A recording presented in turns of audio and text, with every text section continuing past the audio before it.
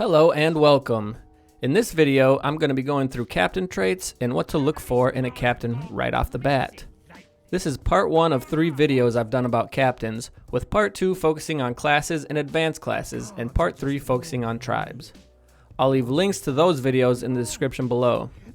Before we get started, I'd like to make it clear that I'm well aware that hackers can pretty easily make changes to their captains, something you unfortunately run into all the time at higher levels of online play.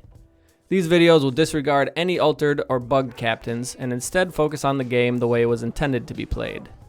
My name is ParkAttack, let's get going. You can tell a lot about a captain right off the bat from your first glance.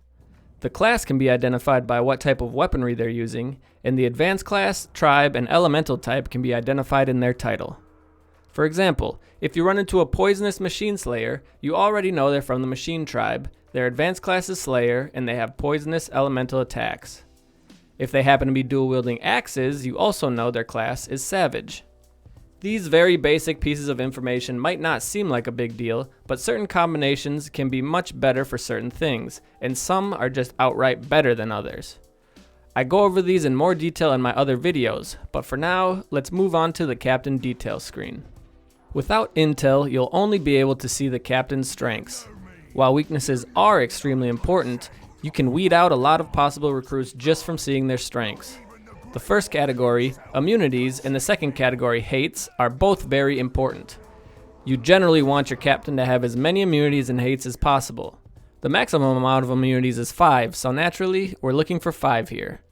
Not all immunities are equally useful, but no matter how you look at it, having less than 5 is a disadvantage. Hates, on the other hand, are a little different. If at first you only see 1 or 2 hates listed, it's not necessarily a bad sign, as some hates are much better than others. One really good hate can be just as good or better than a whole bunch of less valuable hates combined. If you like what you see in the immunities and hates categories, the next thing you'll want to do is reveal their weaknesses with some intel. Ideally, you don't want a single weakness on your captain. Mortal weaknesses, vulnerabilities, and days by should all be at 0. The hints category doesn't really need to be considered, as these are just suggestions of ways to deal damage to the captain rather than actual weaknesses. Even if your captain doesn't have the best strengths, if they have no weaknesses, they can likely still be useful, as staying alive is the most important aspect of any captain. If you get this far and you like what you see, it's time to take a closer look. Strengths are the 4 categories on the left, signified by red writing. The first category of strengths is pretty straightforward, immunities. The captain will be completely immune to damage and statuses from anything listed here. For example, if a captain is immune to frost, not only will they take no damage from frost attacks, but they'll also remain unfrozen. Melee attacks are the only source of damage that a captain can't become immune to, and a captain can only have a maximum of 5 immunities. This means that even though you will come across captains that feel impossible to defeat, there's always a way to do it because no captain is immune to everything. Another thing to note here is that some immunities are only effective against Talion. Other orcs can't do some of the things Talion can do, making frostproof, immune to executions, and vigilant against stealth only effective when the captain is fighting Talion. And even though arrowproof makes it sound like the captain's immune to all range attacks, they're unfortunately only immune to Talion's ranged attacks. It's important to keep in mind that while these might feel strong against Talion, after recruiting the captain, these Talion-specific immunities will be useless against other orcs. The next category of strengths is hates. Anything listed as a hate will cause the captain to become enraged. When a captain's enraged, they attack much faster and their attacks become unblockable. This only lasts for a short while, but is generally something you don't want to trigger on enemies, but do want to trigger on allies. Most of the hates are pretty self-explanatory, but enraged by everything is a little vague. This doesn't actually make the captain become automatically enraged by anything, as the name might suggest. Instead, it gives everything a chance to enrage. While this is still a powerful hate, it's not quite as good as it sounds. Enraged by injury is much more consistent, but either of these 2 hates are better by themselves than a handful of less useful hates. The third category of strengths is class traits, and is more of a summary of the captain's abilities than a list of strengths. Every once in a while, you'll get a captain that has an advanced class ability from a different advanced class. For example, you might come across a commander with no chance, which is primarily an assassin's ability. This isn't possible for all abilities, it doesn't happen very often, but it's something to keep an eye on nonetheless. One thing to note here is that not all classes are compatible with all advanced classes. For instance, there's no such thing as an Olog assassin. There are also some class and advanced class combinations that result in unique advanced class abilities. For example, a defender that's also a berserker will have the Shieldquake ability, but a savage berserker gets the Flying Axes ability.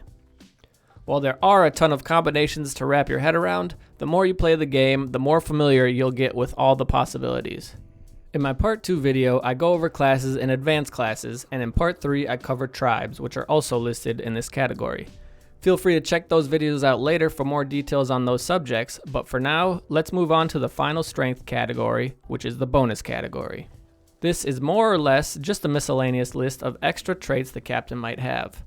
This is where you can find things such as whether or not the captain has a gang of followers, or what type of elemental weapon they possess. You can also find a few universally random traits here, such as Vault Breaker, Beast Slayer, Necromancer, and many more. Besides this, the bonus category is most importantly where you can find epic traits. Epic traits are powerful traits that set epic and legendary captains apart from normal captains in combat. Each captain will have one epic trait, and legendary captains will have 2.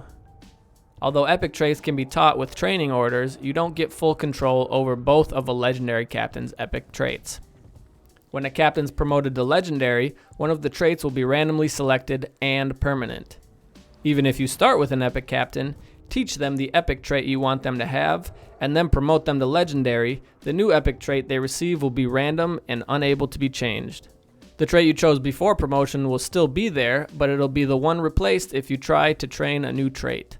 Basically, you only have control over one epic trait, so the only way to receive both the epic traits you want is if you get lucky with the permanent one. I believe this is done to maintain some RNG with epic traits, because to be honest, if it were up to me, every one of my legendary captains would probably have the same 2 epic traits. Thick-skinned and great strength are easily the 2 consistently best epic traits, but unfortunately, also 2 of the least exciting. Thick-skinned increases health, and great strength increases attack damage. Nothing flashy, but the amounts of health and attack damage granted are substantial enough to make most of the other epic traits feel inferior. If I have to choose one, I tend to lead towards thick-skinned. More health means less of a chance of dying, and as long as your captain has decent hates, offense usually isn't a problem. Now we can move on to weaknesses, which are, for the most part, much more straightforward than strengths. The first category here is mortal weaknesses. The name of this category is a bit misleading, as it can contain mortal weaknesses, which will instantly kill the captain upon taking damage from the specified source. However, it can also contain things the captain is terrified of, which, when exposed to, will cause them to immediately become broken, then turn and flee in terror. This makes it exceptionally easy to shame or dominate the captain, or even kill them, as you can repeatedly stealth attack them as they flee. The next weakness category is nice and simple: vulnerabilities. Any type of attack listed in this category will deal extra damage to the captain. Keep in mind that sometimes, something that a captain is vulnerable to can also be something that enrages them. A captain cannot be vulnerable and immune to the same thing, but they can be vulnerable and hate the same thing. The third category is dazed by. Anything listed in this category will daze the captain. When a captain is dazed, they're completely stunned and vulnerable to attack for a few seconds. This can obviously be useful to damage a captain, but it can also be quite useful defensively. Not only can you use this weakness to keep a captain at bay while you clear out some mobs, but dazing will even stop an enraged captain in their tracks. The final category on the weakness side is hints. Like I said before, this isn't actually another category of weaknesses, but instead just a few suggestions the game offers you to deal damage to the captain. This doesn't prioritize anything, it's literally just a random list of up to 3 possible ways to cause damage, even if there happens to be more. This can be useful while learning the game, but eventually this list will become ignored, as you'll get all the info you need from the other categories. When you're looking to make a captain an ally, the numbers you want to see for weaknesses are 0, 0, 0, 3. 0 mortal weaknesses, 0 vulnerabilities, 0 daze buys, and an irrelevant 3 hints. If you come across an otherwise recruit-worthy captain that has 1 or 2 weaknesses, it still might work out, depending on what those weaknesses are. Like immunities, a lot of weaknesses can only be exploited by Talion.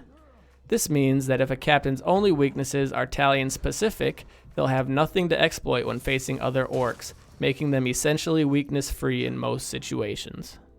And that's gonna do it for this video. Don't forget to check out the links in the description for part 2 where I go over classes and advanced classes, and part 3 where I talk about tribes. You can follow me on Twitter at ParkAttack, join my Discord server Massive Attack, or if you want to see me live, you can follow me on Twitch at twitch.tv/ParkAttack. Thank you for watching. I hope you learned something new and enjoyed the video. Like and subscribe if you will, but more importantly, let me know what you think in the comments. Peace.